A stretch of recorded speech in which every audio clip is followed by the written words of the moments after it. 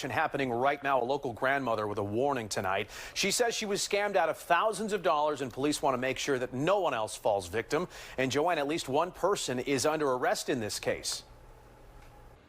That is right, Jason. You know, typically when this kind of thing happens, the victims don't want to come forward. They don't want to tell their story. They're scared and often embarrassed that this happened to them. But those scammers are out there using hacked data, preying on elderly people, stealing their money. One law enforcement official called it modern-day bank robbing with more sophisticated means.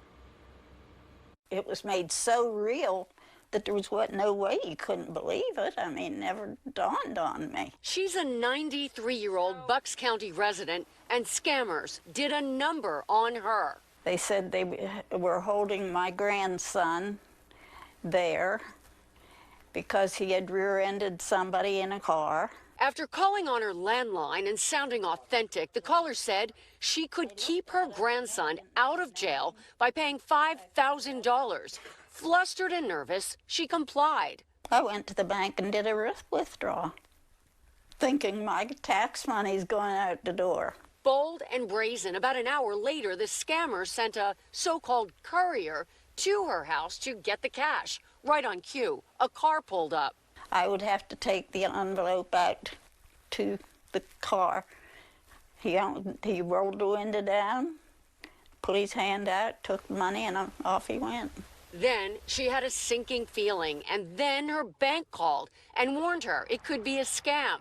It was. After calling police and after an intense investigation involving cops in other counties, police were able to track down and bust one of the scammers, 19-year-old Christopher Mauricio in Redding. It's more of like a fishing expedition. So they get someone who believes they're scam and they take full advantage of them.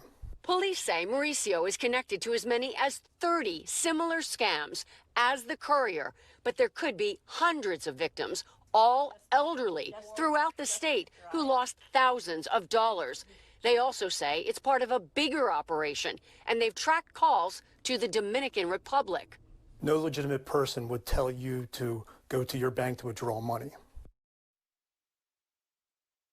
That grandchild is in jail or in trouble story. The scammers that prey on the elderly, sometimes who can't hear well, they get confused easily and tug at their heartstrings.